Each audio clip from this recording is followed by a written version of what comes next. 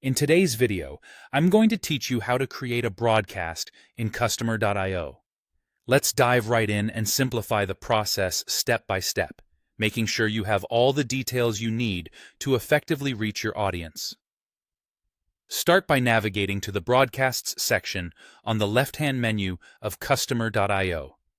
This is where all your previous and future communications will be organized, giving you a one-stop shop for managing your outreach. Once you're there, locate and click on the Create Broadcast button.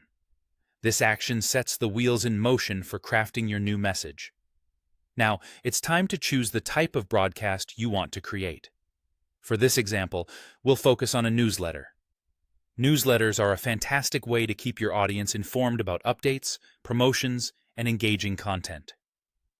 Next, give your broadcast a name. This is mostly for internal use, so pick something that will help you easily identify and reference this broadcast later. You also have the option to add tags or a description. These elements are particularly helpful for organizing and categorizing your broadcasts as your communication strategy grows more sophisticated. Defining your recipients is a key part of this process. You have a couple of choices here. You can either send the broadcast to people matching specific conditions.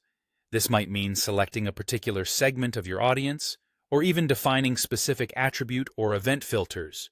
Or you can simply send it to everyone in your list. If your message is highly targeted, selecting specific conditions will help you ensure that the right people receive the right message. Optionally, you can set a goal for your broadcast. This allows you to track how many recipients perform a particular action after receiving your message, providing valuable insights into the effectiveness of your communication.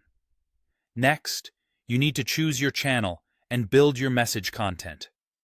Customer.io offers several options here, including email, SMS, and webhooks.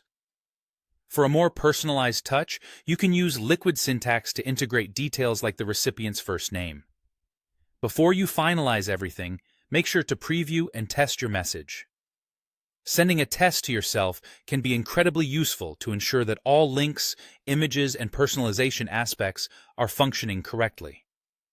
Once you're satisfied with your message, decide whether you want to send it immediately or schedule it for a later date and time.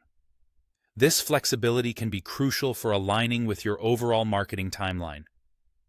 When you're ready, click Start Broadcast, or whatever the equivalent button your interface shows. After your broadcast has been sent, it's essential to monitor its performance. Head over to your broadcast's dashboard to keep an eye on key metrics like opens, clicks, and conversions. Understanding these data points will help you refine your strategy and improve future communications. That's it. You've just learned how to create a broadcast in Customer.io, making your audience communication more effective and organized. Thank you for watching, and good luck with your broadcasting efforts.